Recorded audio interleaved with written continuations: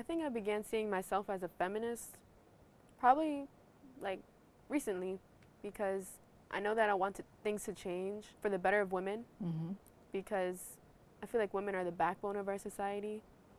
I remember in history class in probably 8th grade when we were learning about World War II and the men went off to fight in the war, it was the women who kept the economy running. Right. And we still do that today. People just don't see it.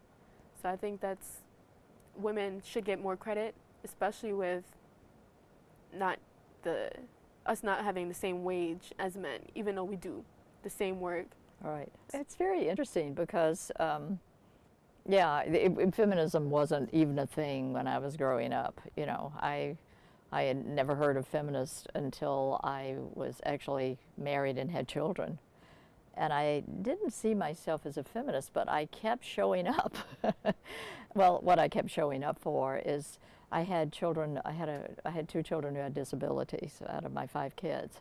And so I was trying actually to make change for my children. My own life didn't take me out in the world, but the lives of my kids did. I learned to teach in preschool and learned, but I realized there were things that needed to be changed. That's what it was different. I understood political change and that it had to happen for my kids, you know. And so I started going to American Association of University Women. It was very interesting, AUW. And they looked at me and talked to me and said, "You'll be a lobbyist." And I'm like, "What?" You know, we want you to lobby for these changes. And I was terrified, but I think that was my first feminist act, as I went over to make change in the lives of women that affected their children. And I turned out to be a pretty good lobbyist. So that's how you got started with the White House Project? No, the White House Project was when I was an adult. Oh. No, I'm still, well, I was an adult. No, this is still when I'm raising children. I'm actually in my 20s, and my late 20s. By then I had all these children. So I just wanted my kids to have a different life. And then it started to finally dawn on me, like, they could have a different life if women had a different life. It was important for women to actually have an income, because the hardest job in the world is raising children.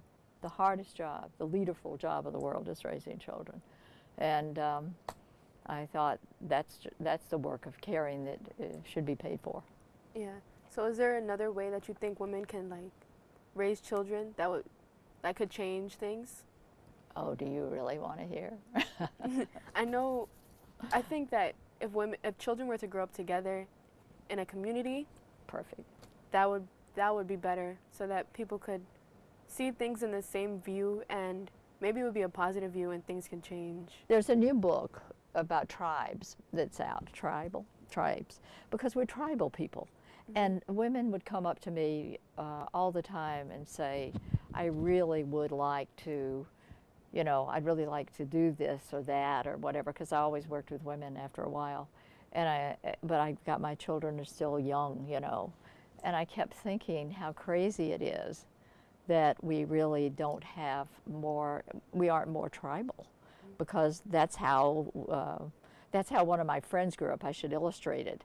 He and his aunts and et cetera all were in Boston in this one big house. And so the kids went from one place to the other, you know. I mean, we need community. We're communal creatures. And I agree completely with you. It's crazy to be alone with a child in a house. They're so kind of bored with you. Yeah, that's kind of how I am, because my sister, she's an adult now. Yeah. But so now it's only me and my mom living together. Yeah. I mean, now that I have my phone, I'm not as lonely. But if I didn't have my phone, I would just be lonely. Yeah, I completely agree.